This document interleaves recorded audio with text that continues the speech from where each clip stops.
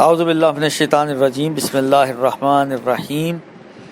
یہ lectures friend forum کے کہنے پر راؤنڈ ٹیبل دینیات کلاس کے لیے ریکارڈ کیے جا رہے ہیں۔ 12ویں کلاس کا چھٹا لیکچر گفتگو مطہرات میں تھی۔ مطہرات میں سے پانی کے احکام ہم نے پڑھ لیے۔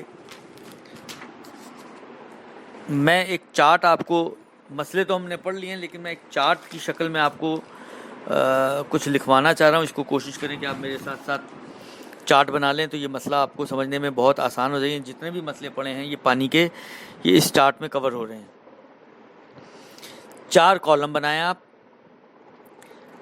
پہلے کالم میں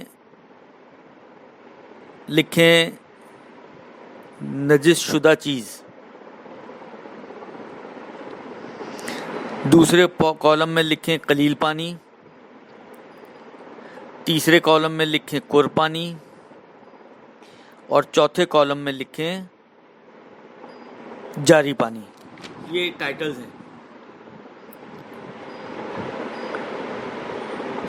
اب آپ ان ٹائٹلز کے آگے یعنی جو نجس شدہ چیز ہے اس کا تھوڑا خانہ بڑا بنائیں۔ باقی جو قلیل، کر اور جاری پانی کے چھوٹے چھوٹے خانے بھی چل جائیں گے، اس لیے کہ اس میں صرف ہم نے فگر لکھنے ہیں، زیادہ تفصیلات نہیں ہیں۔ جو نجس شدہ چیز ہے اس کے نیچے لکھیں نمبر 1، برتن کا اندرونی حصہ کوئی بھی نجاست۔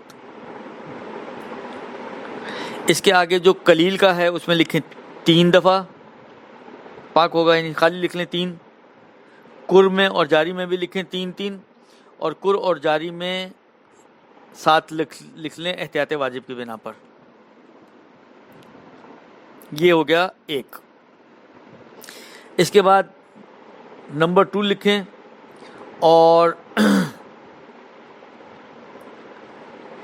نجس شدہ چیز میں لکھیں بدن اور لباس جو کسی ایسے کے پیشاب سے نجس ہو جو صرف شیرخوار نہ ہو۔ غیر شیرخوار کے پیشاب سے نجس ہونے والا بدن اور لباس۔ قلیل میں لکھیں 2، کر میں لکھیں 2، جاری میں لکھیں 1 مرتبہ، اور قلیل میں ساتھ لکھیں 2 کے ہر مرتبہ نچوڑنا ضروری ہے۔ یہ ہو گیا ہمارا دوسرا۔ تیسرا لکھیں بدن اور لباس،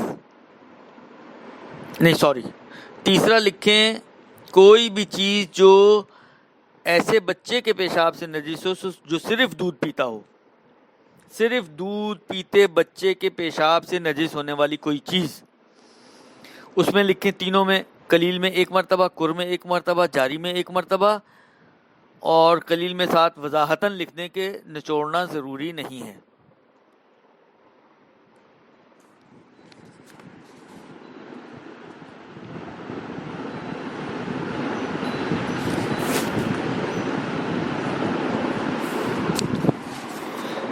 یہ 3 آ گئی۔ اب چوتھا پوائنٹ لکھیں کہ ان 3 کے علاوہ کوئی بھی چیز کسی بھی نجاست سے نجس ہوئی ہو۔ ان 3 کے علاوہ کوئی بھی چیز کسی بھی نجاست سے نجس ہوئی ہو تو اس میں بھی لکھیں قلیل میں 1 مرتبہ، کر میں 1 مرتبہ، جاری میں 1 مرتبہ۔ البتہ قلیل میں ساتھ لکھیں کہ کپڑا اگر ہے تو نچوڑنا ضروری ہے۔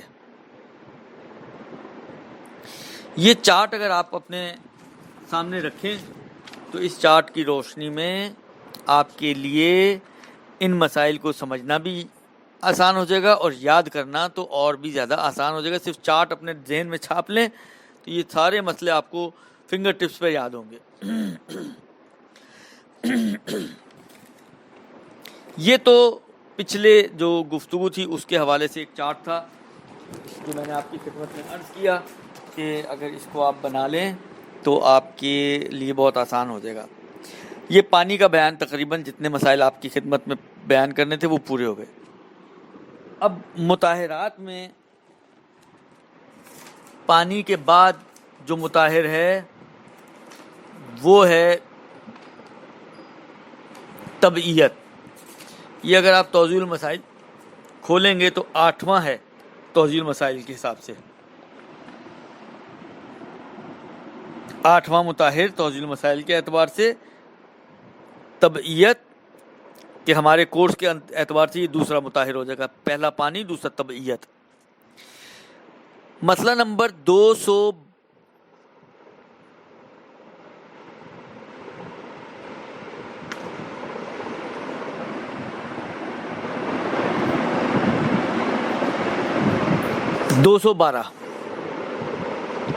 طبعیت کی تعریف میں پہلے بھی بتا چکا ہوں کہ طبعیت سے مراد یہ ہے کہ کوئی نجس چیز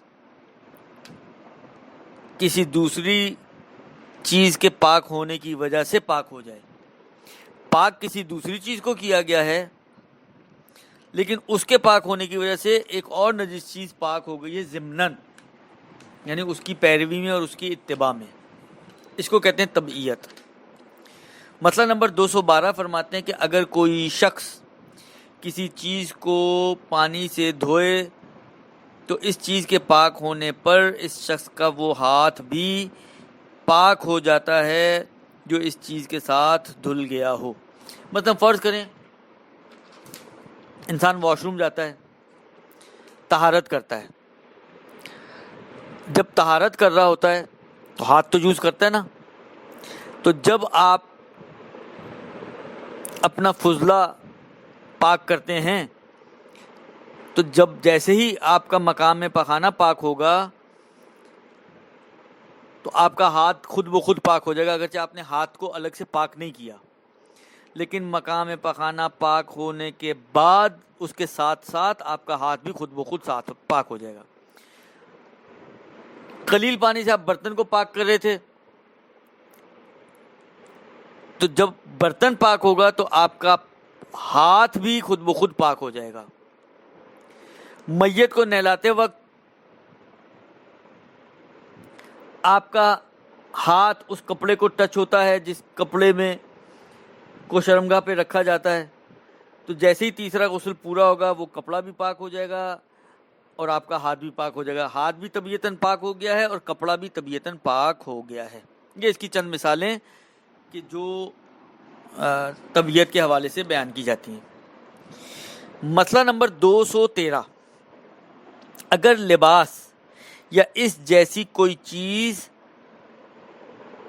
جس کو قلیل پانی سے دھویا جائے اور اتنا نچوڑ دیا جائے جتنا عام طور پر نچوڑا جاتا ہے کہ جس پانی سے دھویا گیا ہو اس کا دھون نکل جائے تو پانی اس میں رہ جائے وہ پاک ہے. دیکھیں اگر آپ نے کبھی دیکھا ہو، غور کیا ہو، نہیں کیا ہو تو اب کیجیے گا کہ جو ہیوی ڈریسز ہوتے ہیں، جینز کی پینٹ ہے، سویٹرز ہیں، کوٹ وغیرہ ٹائپ کی، خاص طور پہ جو ہیوی رین کوٹس ہوتے ہیں، ان کو جب دھوتے ہیں اور آپ نے اپنے حساب سے جب پانی نکال دیا، نچوڑ لیا، جو دھون نکالنے کا پانی ہوتا ہے، تو یہ کپڑا پاک ہو گیا. لیکن جب آپ اس کو سوکھنے کے لیے لٹکاتے ہیں تو آپ دیکھتے ہیں کہ 5 منٹ بعد نیچے کی جو لیئر ہے اس میں دوبارہ سے پانی جمع ہو گیا ہے. یہ جو پانی اندر باقی رہ گیا ہے یہ بھی پاک ہے. یہ کیسے پاک ہو گیا؟ یہ کپڑے کے پاک ہونے کی بنا پر یہ بھی پاک ہو گیا ہے. اس کو کہتے ہیں طبیعت. پس غسالہ اور دھون نکالنے کے بعد جو پانی اندر بچا رہ جاتا ہے وہ بچا ہوا پانی بھی پاک شمار ہوگا طبیعت کی وجہ سے، کیونکہ کپڑا پاک ہو گیا ہے تو وہ پانی بھی پاک ہو جائے گا. یہ ہے طبیعت. اس کے بعد جو اگلا مطہر ہے وہ ہے نواں مطہر 9th توضیح المسائل کے اندر، اور ہمارے کورس کے حساب سے تیسرا وہ ہے عین نجاست کو دور کرنا. عین نجاست کو دور کرنا. مسئلہ نمبر ہے 215. فرماتے ہیں کہ اگر کسی حیوان کا بدن عین نجاست مثلاً خون یا متنجس مثلاً نجس پانی سے آلودہ ہو جائے تو جب وہ نجاست دور ہو جائے حیوان کا بدن پاک ہو جاتا ہے، یعنی یہ کہ اس کو الگ سے پانی سے پاک کرنے کی ضرورت نہیں رہتی۔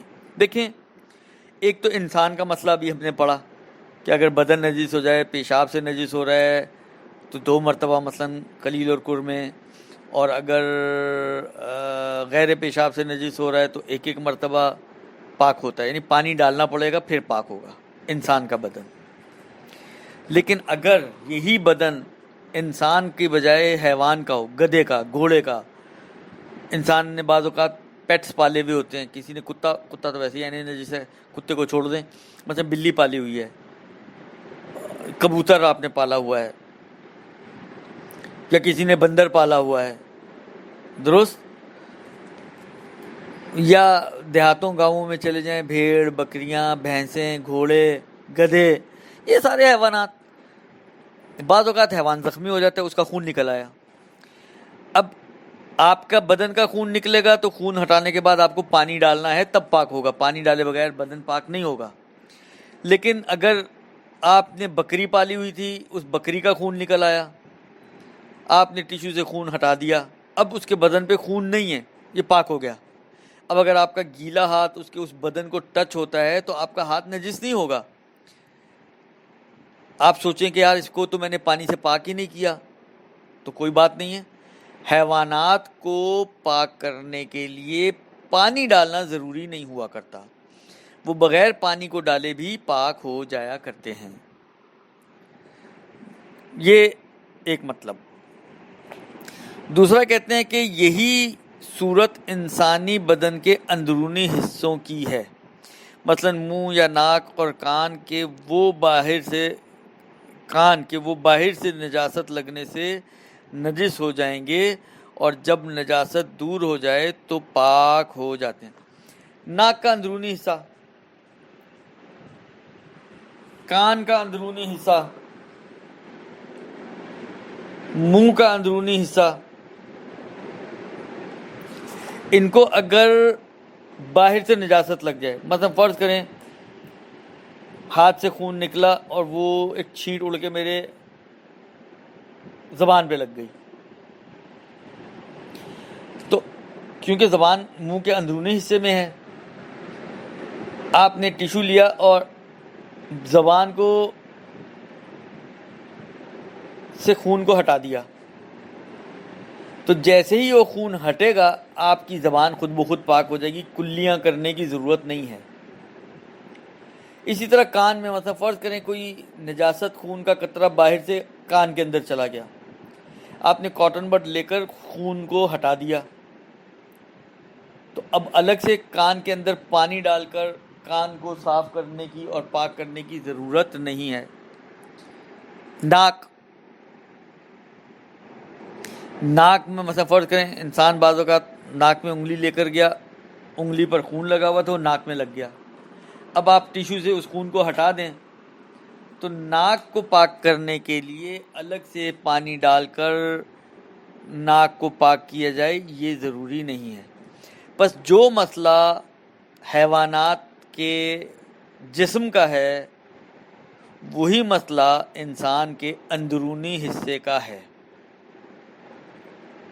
کہ اگر انسان کے اندرونی حصے پر خون یا کوئی نجاست لگ جائے تو جس طریقے سے حیوان کے ظاہری جسم پر نجاست لگ جائے اور نجاست ہٹنے سے وہ حصہ پاک ہو جاتا ہے، اسی طریقے سے انسان کے اندرونی حصے میں اگر نجاست لگ جائے تو نجاست ہٹنے کی وجہ سے وہ اندرونی حصہ خود بخود پاک ہو جاتا ہے، اس کو پانی سے پاک کرنے کی ضرورت نہیں ہے۔ اب اس کا ایک چھوٹا سا حصہ رہ گیا ہے، اب وہ اگر میں ابھی بیان کرنے بیٹھوں گا تو یہ 4-5 منٹ لے لے گا اور ٹائم ہمارا اوور ہو جائے گا، اس لیے میں اس کو ابھی بیان نہیں کر رہا ہوں، وہ اگلی نشست میں انشاءاللہ اس مسئلے کے اس حصے کو بیان کیا جائے گا۔ وصلی اللہ علیہ وآلہ وسلم۔